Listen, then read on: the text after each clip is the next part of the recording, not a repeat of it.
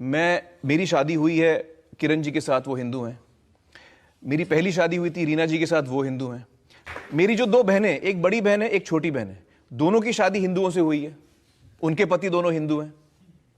اسی لیے قرآن کی آیت سورہ بقرہ کی سورہ نمبر 2 آیت نمبر 221 میں اللہ تعالیٰ فرماتے ہیں کہ آپ مشرکہ سے شادی نہیں کر سکتے جب تک وہ ایمان نہ لائے.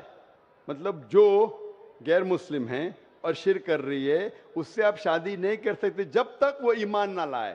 اور ایک ایمان لانے والی عورت چاہے کتنی بھی بدصورت ہو وہ ایک مشرکہ سے بہتر ہے. اور آگے آیت کہتی ہے کہ لڑکیاں مشرک لڑکے سے شادی نہیں کر سکتی جب تک وہ ایمان نہ لائے. ایک مومن آدمی چاہے کتنا بھی بدصورت ہو وہ بہتر ہے بنسبت جو شرک کرتا ہے.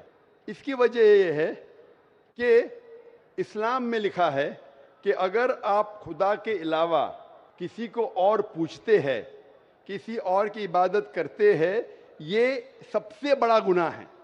اور اللہ تعالیٰ فرماتے ہیں سورہ نساء میں سورہ نمبر 4 آیت نمبر 48 میں اور سورہ نساء سورہ نمبر 4 آیت نمبر 116 میں کہ اللہ سبحانہ و تعالیٰ اگر چاہے تو کوئی بھی گناہ کو معاف کر سکتا ہے لیکن شرک کو کبھی نہیں معاف کرے گا.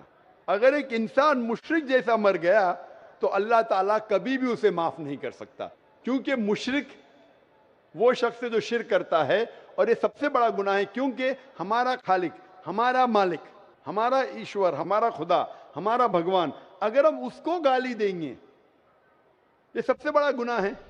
جس نے ہمیں زندگی دی، جس نے یہ ساری چیزیں ہمیں دی دنیا میں، اگر ہم اس کو گالی دیں گے، اس کے علاوہ کسی اور کی عبادت کریں گے، یہ شرک ہوا. تو اسی لیے اسلام میں اجازت نہیں ہے کہ ایک مسلم لڑکا یا لڑکی کوئی مشرک لڑکا یا لڑکی سے شادی کرے، یہ اجازت نہیں ہے. اسی لیے شادی کے لیے شرط ہے کہ دونوں کا ایمان ہو. اور اگر آپ ہندو مذہب پڑھیں گے تو ہندو مذہبی کتاب میں بھی یہی لکھا ہے جو میں نے پہلے پیش کیا، پہلا جو سوال تھا بھائی صاحب کا، اور میں نے کہا کہ ہندو مذہب میں بھی یہی لکھا ہے نا تس پتیماستی، اس ایشور، اس بھگوان، اس خدا کا کوئی مورتی نہیں، کوئی فوٹوگراف نہیں، کوئی پینٹنگ نہیں، کوئی پورٹریٹ نہیں، کوئی آئیڈل نہیں، کوئی اسٹیچو نہیں. اگر یہ مان لے کہ کم از کم جو یکساں ہے ہندو اور اسلام کے مذہبی کتاب میں، کم از کم اس کے اوپر عمل کرے تو اکثر ہمارے مشکلات دور ہو جائیں گی. جو یکساں نہیں ہے اس کو کل ڈسکس کر سکتے. اور اگر آپ تحقیق کرتے ہندو مذہب کی کتاب پڑھتے اور اسلام مذہب کی کتاب پڑھتے، دونوں میں لکھا ہے خدا ایک ہے، دونوں میں لکھا ہے کہ خدا کا کوئی بت نہیں ہے، دونوں میں لکھا ہے کہ خدا کے علاوہ کسی اور کی عبادت نہیں کرنا چاہیے، دونوں میں لکھا ہے کہ آخری پیغمبر محمد صلی اللہ علیہ وسلم میں، دونوں میں لکھا ہے کہ شراب نہیں پینا چاہیے. میں حوالے دے سکتا ہوں اور میں تقریر ایک دیا ہوں، similarities between Islam and Hinduism, اسلام اور ہندوازم میں یکسانیت. دونوں کتاب میں آپ اگر پڑھیں گے قرآن مجید میں سورہ مائدہ سورہ 5 آیت نمبر 90 میں لکھا ہے کہ شراب پینا حرام ہے. اب Manusmriti chapter number 9 verse number 225 پڑھیں گے، اس میں لکھا ہے کہ شراب پینا حرام ہے.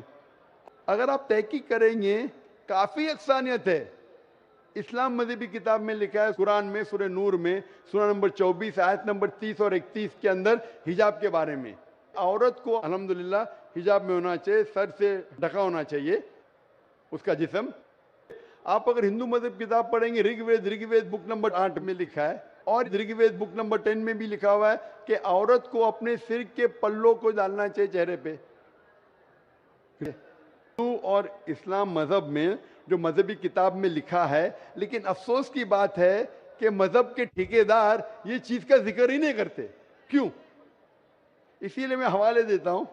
میں کوئی عالم نہیں ہوں، میں کوئی پنڈت نہیں ہوں، میں اپنے آپ کو طالب علم کہتا ہوں، لیکن میں ہمیشہ حوالہ دیتا ہوں.